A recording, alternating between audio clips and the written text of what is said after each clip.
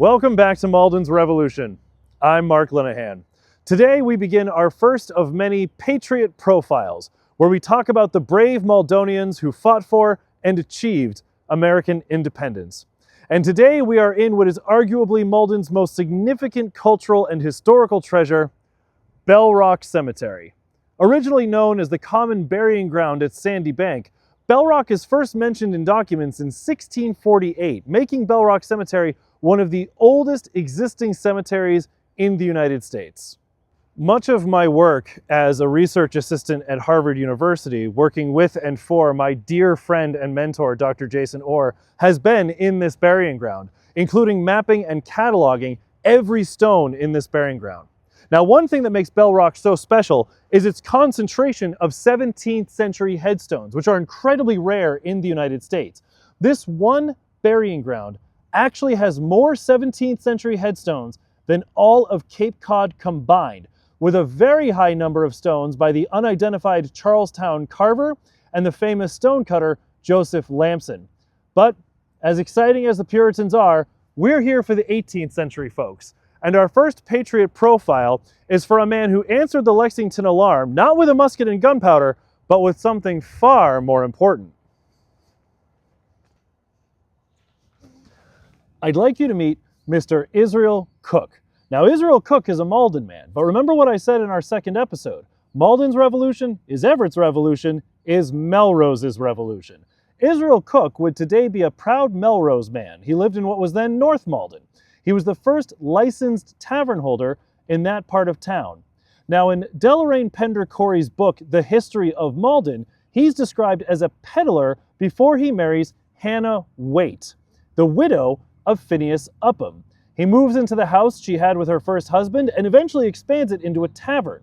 In addition to his business pursuits, one of his public service positions was the town deer reeve.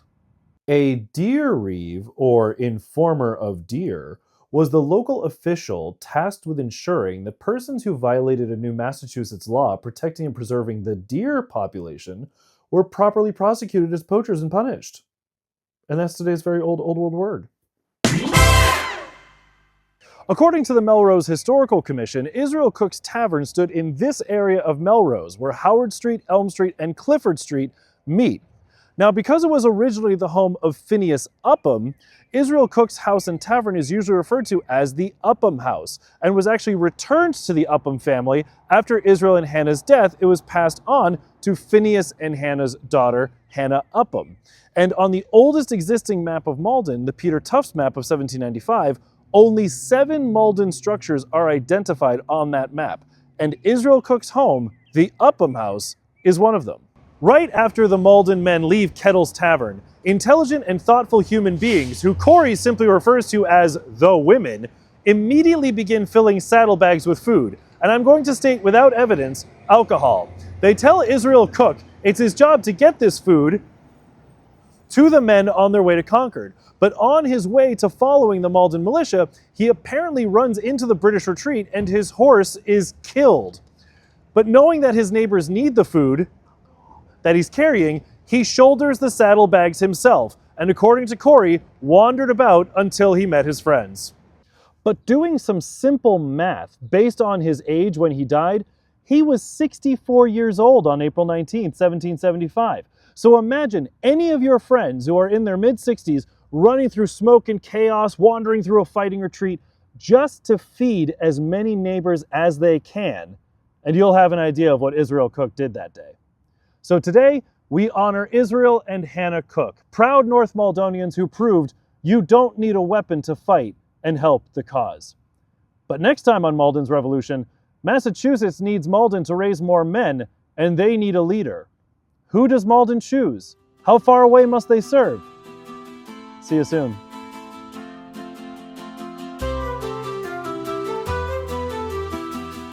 Okay, so you know how I said Hannah was married to Phineas Upham before Israel Cook?